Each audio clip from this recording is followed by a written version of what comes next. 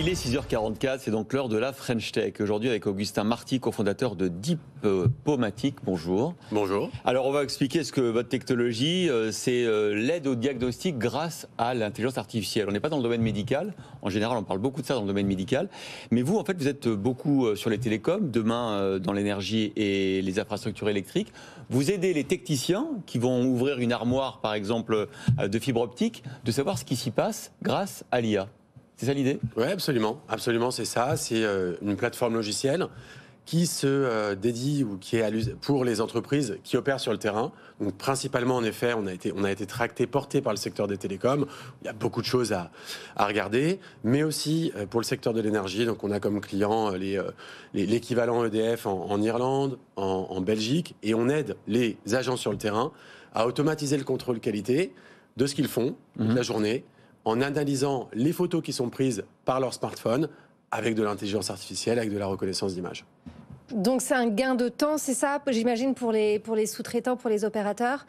Et combien de temps ça prend pour paramétrer l'IA, justement, pour procéder à cette reconnaissance ? Eh bien, soit vous utilisez ce qu'il y a déjà sur l'étagère. Donc dans ce cas-là, c'est quand même très rapide, c'est quelques jours, quelques semaines, plus pour mettre en place le projet. Soit on a des nouveaux points de contrôle, il faut apprendre des choses à l'intelligence artificielle avec de l'exemple. Et là, l'ordre de grandeur, c'est 4 à 8 semaines. Et jusqu'à quel niveau de précision peut aller la reconnaissance d'image ? Parce que vous parliez par exemple des télécoms, donc le déploiement de la fibre. On pense à ces armoires gigantesques qu'on a dans les immeubles avec tous les fils. Enfin, s'il y a un fil qui est débranché, par exemple, est-ce que l'IA est capable de le détecter ?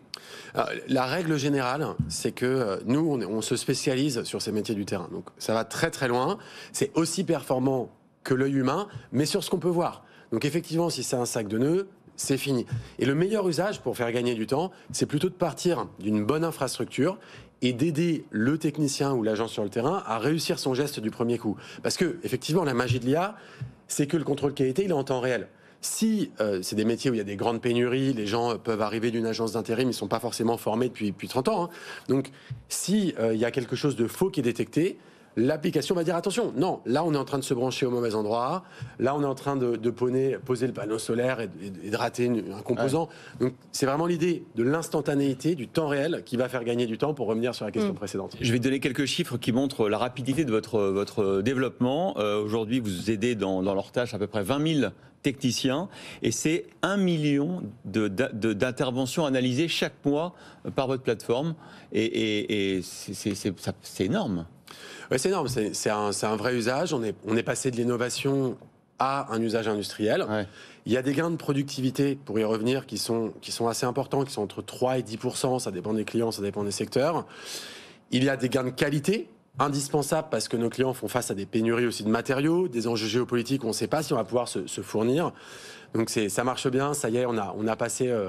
La start-up, on est dans la scale-up. Et d'ailleurs, vous levez ce matin 10 millions d'euros. Oui, absolument. 10 millions. Et ça s'accélère. 2019, vous avez levé plus de 6 millions. 2021, 2,3 millions.